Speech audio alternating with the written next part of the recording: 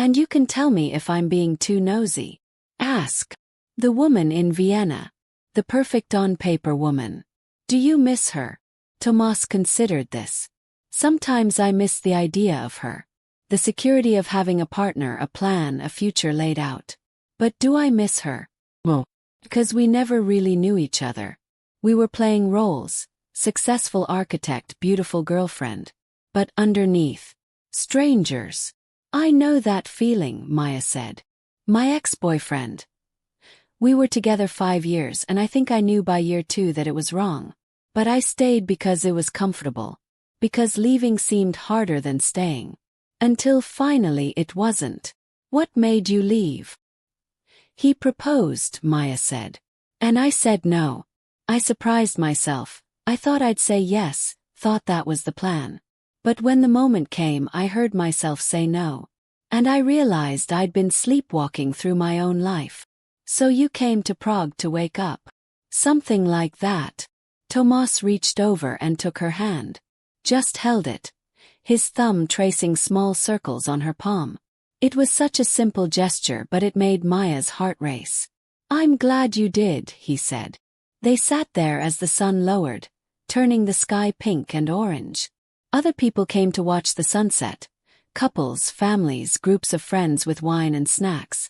A street musician set up and started playing guitar, soft folk songs in Czech. Pada, pada Rosica. Tomáš sang along quietly to one song. It means, the dew is falling. It's a children's song, but also, it's about how life is short and we should enjoy each moment. Sing it to me, Maya said. In Czech. So Tomáš sang. His voice quiet and a little rough but sincere. Pada, pada Rosica, na tu nosík viteka, pada rosa, kazda se nad sviho. What does it mean? Maya asked. The dew is falling on our little flowers. The dew falls, everyone finds their own. He smiled. It sounds better in Czech. It sounds beautiful in Czech. The sun finally set, the sky deepening to purple. The city lights began to come on, thousands of them, turning Prague into a constellation of gold. Are you hungry? Tomáš asked. I promised you the beer garden. Starving. They walked back through Letná to the beer garden Tomáš had mentioned that morning. It was called Letenská sady and it was perfect. Long wooden tables under trees, strings of lights, the smell of grilled meat, the sound of Czech conversation and laughter. They ordered beer, pivo, in huge glasses and klobasa, sausages with mustard and bread. They sat at a communal table with other people, a mix of locals and tourists, everyone relaxed and happy. This is real Prague, Tomáš said, clinking his glass against Maya's. Na zdraví. To health. Na zdraví. Maya repeated and drank. The beer was cold and perfect, slightly bitter, incredibly refreshing after a long day. They talked for hours. About their families. Tomáš's parents still lived in Prague. His sister was a teacher. About their dreams. Maya wanted to write, maybe travel journalism, something that combined words and exploration. About silly things. Favorite movies, worst haircuts, childhood pets. Around them, the beer garden filled and emptied and filled again. The lights glowed warmer as the night deepened. Someone started playing accordion at the next table. And people sang along to Czech songs Maya didn't know but loved anyway. I don't want this day to end, Maya said, and immediately felt embarrassed for being so honest. But Tomáš just smiled. Me neither. But we have tomorrow. And the day after. You said you have 2 weeks, Ono. Ono. Then we have time. He walked her home, pushing his bicycle beside them, through the quiet night streets of Vinohrady.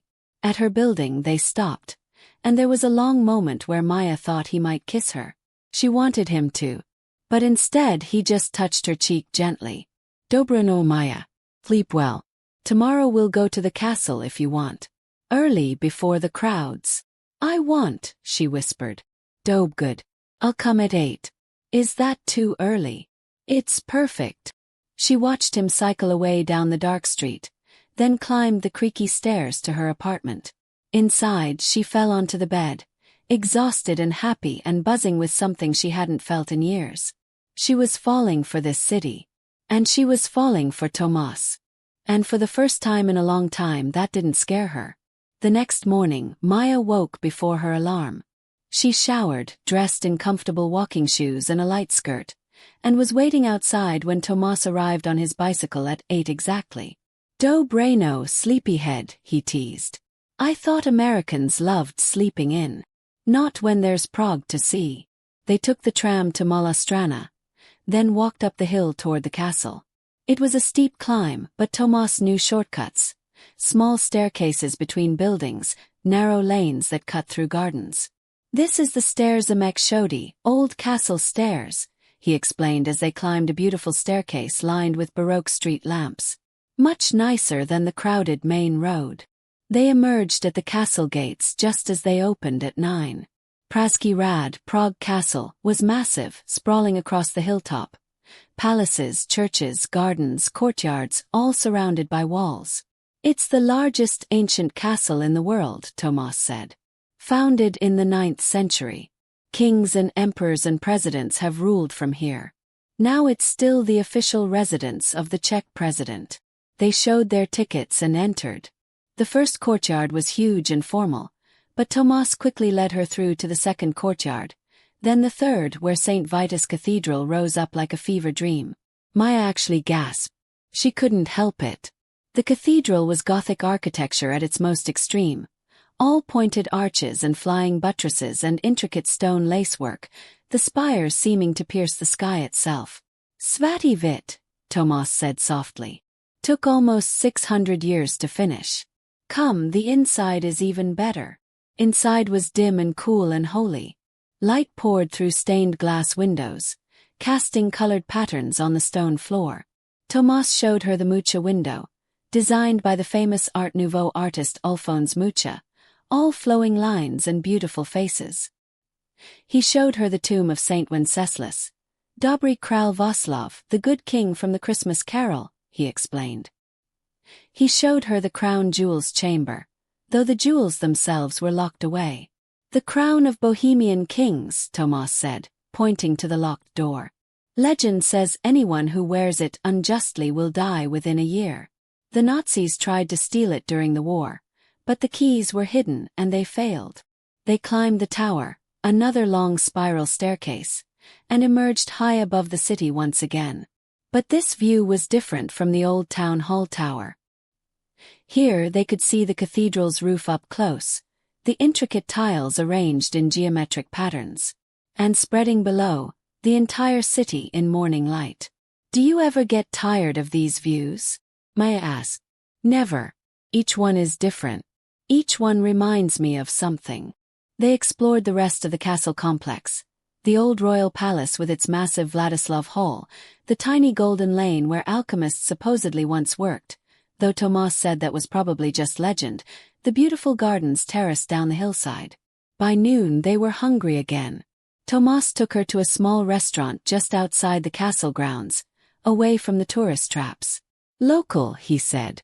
A chain, yes, but they make good traditional food and the beer is fresh. Very Czech. They ordered goulash, gulas, thick beef stew with dumplings. And more beer because you can't eat Czech food without Czech beer, Tomáš insisted. The restaurant was full of locals on lunch break, all speaking Czech, all ignoring the tourists outside taking selfies. Maja loved it, feeling like an insider, like someone who knew where to go. What do you want to do this afternoon? Tomáš asked. We could walk through Malá Strana. I can show you the gardens. Or we could take a boat on the river. Or just rest somewhere quiet. Show me your favorite place, Maja said. The place you go when you want to be alone and think. Tomáš smiled. Okay. It's a bit of a walk, but I think you'll like it. They walked down from the castle, through the Baroque palaces and churches of Malá Strana. Tomáš showed her the church of St. Nicholas, Kostel Svatého Mikuláše, with its green copper dome visible from all over Prague. They walked past the Wallenstein garden with its peacocks and fountains. They crossed Charles Bridge again, this time in bright afternoon sun with crowds of tourists. On the old town side, Tomáš led her through streets she hadn't seen yet, heading east. The buildings changed gradually. Less grand, more residential.